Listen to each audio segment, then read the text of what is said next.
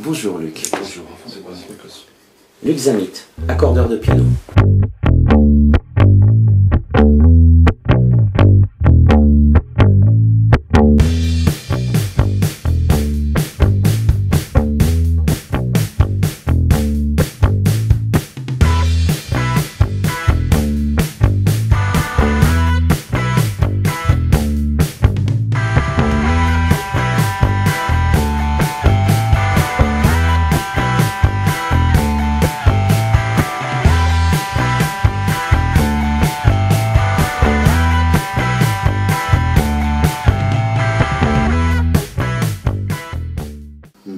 Accordeur de piano.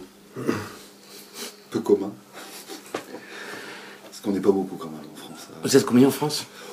En France, on est, on va dire, par département, on doit être entre 10 et 15, je pense, par département. Une moyenne. Hein. C'est-à-dire que dans l'Orne, on n'est pas beaucoup. On doit être, dans l'Orne, il doit y en avoir 3 à 4. Mais on rayonne quand même. Moi, on a tous un champ d'action, grosso modo, de 100-120 km autour de notre lieu d'habitation où se trouve notre atelier. Parce qu'attends, toi tu fais 10 km Luc quand même. Ah oui, on fait, oui. Ben, moi je travaille avec le conservatoire de Caen, celui de Laval, je vais à Alençon, je travaille avec tous les conservatoires de la région de Normandie, donc, puis les écoles de musique aussi, donc, et puis les particuliers, comme Osgur, ben voilà, c'est le bouche à oreille. C'est-à-dire c'est vrai que nos partenaires principaux sont les écoles de musique, puisque c'est grâce à elles quand même qu'on peut se faire de la publicité, il ne faut pas se le cacher. Et après, c'est le travail sur place. Voilà. C'est une vitrine bien nettoyée, c'est un piano bien accordé. C'est ça. Moi, ça fait depuis 30 ans que je fais ce métier-là. Moi, je l'ai commencé dans le sud de la France, dans le Lot. Et ça fait 11 ans et demi, moi, que je suis en Normandie. C'est une formation particulière pour être accordeur de piano? Oui. On peut se dire autodidacte. Hein. Enfin, moi, je sais qu'il y a un client qui s'est lancé comme ça il y a 2-3 ans. Je ne sais pas ce qu'il devient.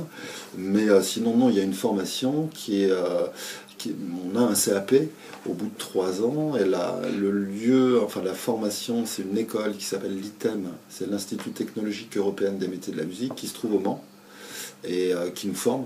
Moi, j'ai été formé pendant 3 ans là-bas. Si on veut être un bon accordeur, je pense que ça prend toute une vie, parce que on n'en apprend pas tous les jours, mais on en apprend quand même régulièrement, parce que voilà, il y a beaucoup de pianos, de différents pianos dans. Donc ce serait à cause de la technique surtout? Il y a des pianos, en fait. Le piano de base, on sait de quoi il est fait, c'est-à-dire un piano est constitué d'un meuble, il est constitué d'un clavier, d'une mécanique. Et puis après, ce qu'on appelle un ensemble d'harmonie, c'est-à-dire la table en bois qui fait la caisse de résonance et les cordes. Voilà, donc c'est les 4 parties. Après, dedans, vous pouvez avoir, mettons, sur un piano 200 cordes, sur un autre 250. Ça dépend aussi du modèle que vous avez. Grosso modo, il y a 230 cordes dans un piano, mais après, on peut avoir des petites différences au niveau de la mécanique, c'est au niveau des bois. Au niveau aussi des réglages, c'est-à-dire qu'on a un réglage de base et après, comme vous l'avez entendu précédemment dans le petit reportage, on va sentir le piano. On va dire tiens, nous on n'a pas les mêmes voix chacun. Les pianos c'est pareil. Donc nous on va essayer de modifier les voix de chaque piano. Voilà. Oui, parce qu'on peut chanter juste avec une voix différente. Voilà, tout à fait. Donc nous on est là pour voilà. Quand on dit bien régler un piano, ça ne veut pas dire faire un réglage de base. C'est vraiment écouter le piano. C'est surtout écouter le piano, parce qu'on met un piano X dans cette pièce-là, on le fait chanter, on le met dans une autre pièce, il ne va pas avoir la même sonorité. Pourquoi? Parce que on n'avait pas du tout le même environnement. Donc et ça, nous, on règle ça. Donc en fonction de la pièce. En fonction de la pièce. Mais du coup, j'entends qu'il y a c'est pas que de la technique, il y a de l'humain là-dedans, il y a du ressenti. Ah oui. Mais comment être sûr que le ressenti de l'accordeur est accordé avec le ressenti du client? Parce que l'accordeur écoute quand même le pianiste.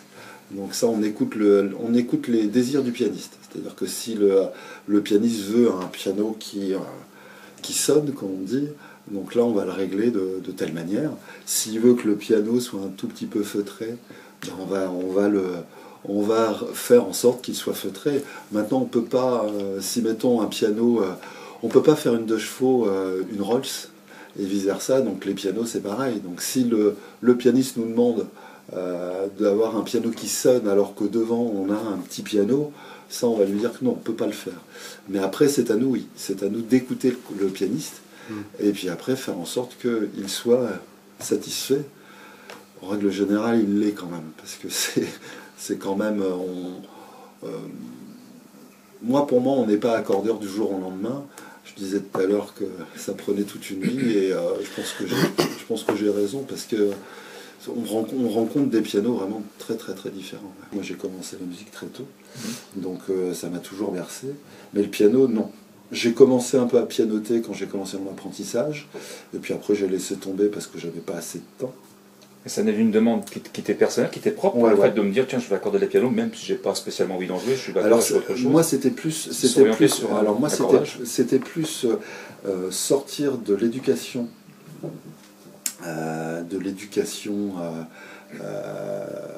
comment on appelle ça, Standard. l'éducation standard, aller vers quelque chose de musical.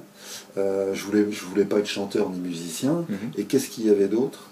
Et puis de dire à un moment je voulais vraiment rentrer dans le monde de la musique, et le fait de pouvoir accéder à ça par l'intermédiaire de la réparation et l'accord du piano, j'ai trouvé ça très bien.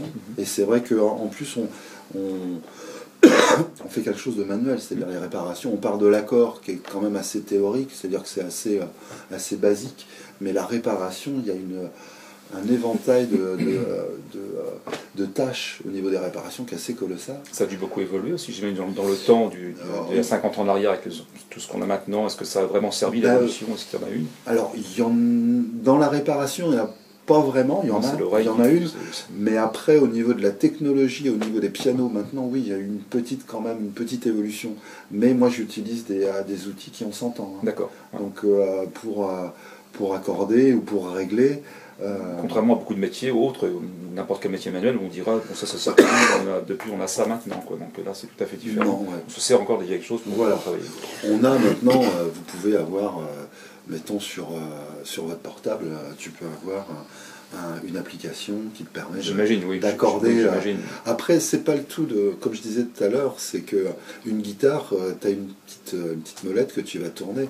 Là, la corde, c'est une corde en acier, et pour la tourner, il faut avoir quand même un peu de force, et puis il faut sentir, c'est-à-dire comme on l'a entendu dans le reportage, c'est vraiment sentir. C'est-à-dire on n'arrive pas et puis on enlève la mécanique, on enlève le clavier, c'est du bois. Quand on restaure un piano, la plupart du temps, il a 100 ans. Donc déjà, on respecte le travail qui a été fait il y a 100 ans, parce que il y a 5500 pièces dans un piano, et les bois qui ont 100 ans, des fois, sont fragilisés. Donc on regarde, et ça demande beaucoup d'attention.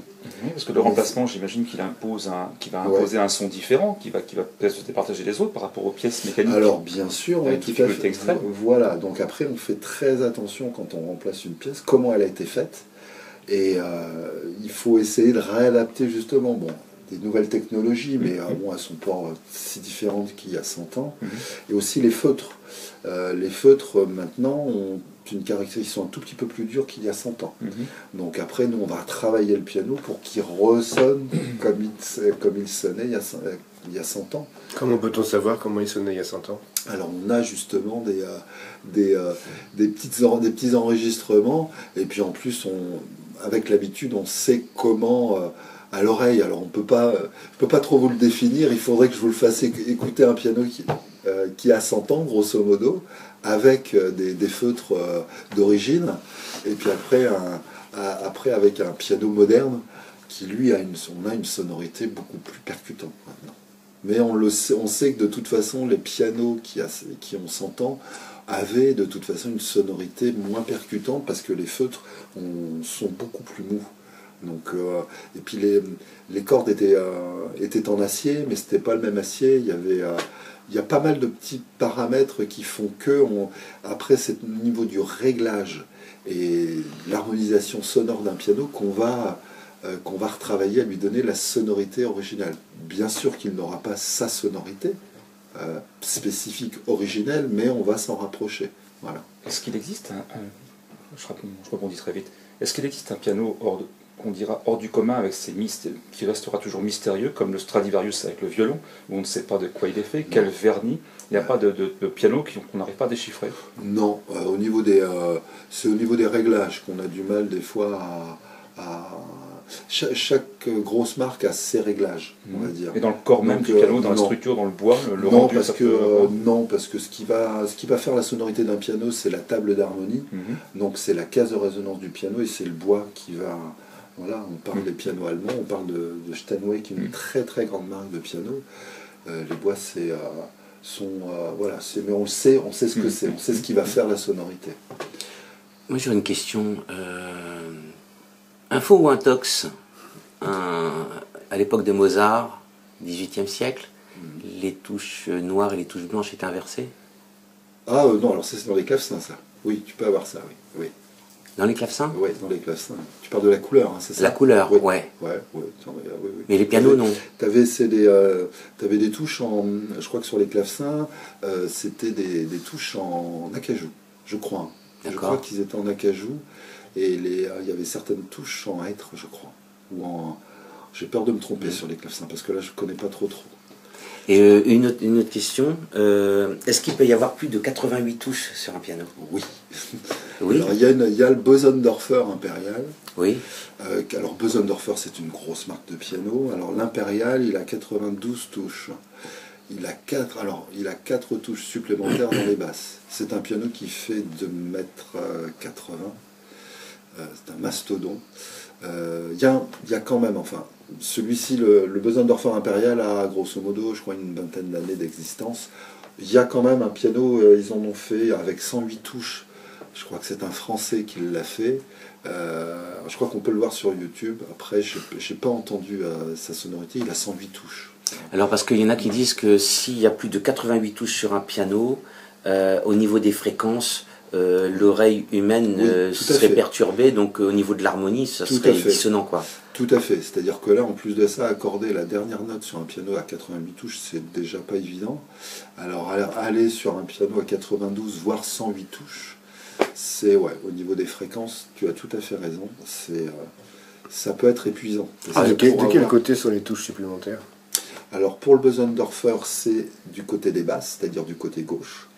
Et pour le piano français, dont j'ai oublié le nom, de 108 touches, c'est sur les deux côtés. C'est-à-dire qu'on a rajouté grosso modo un octave de chaque côté. D'accord, c'est comme la basse, un instrument que tu connais très bien parce que tu es bassiste, où on rajoute, en général on rajoute le si en grave, mais on peut rajouter aussi le si en aigu. Voilà, et donc on épaissit le manche. D'accord. Aussi, voilà. Mais après mais ce qui se passe, c'est qu'un piano, vraiment, moi ça reste le 88 touches.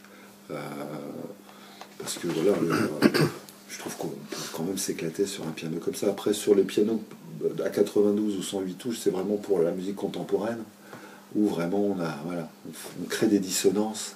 Je pense que c'est plus pour ça. C'est hebdomadaire, mais Après, ce qui est quand même éclatant dans le boulot, c'est aussi de pouvoir réparer des pianos qui ont 80 ans, de rentrer dedans. Ça fait toucher plusieurs métiers, parce que ça va du travail du métal, en passant par le travail du bois, et puis bien sûr la mécanique. Voilà, ça c'est mobile, c'est dynamique. Voilà, donc après il faut avoir une certaine sensibilité, une certaine écoute, et puis aimer toucher le bois. Je crois que c'est puis aimer entendre des sons.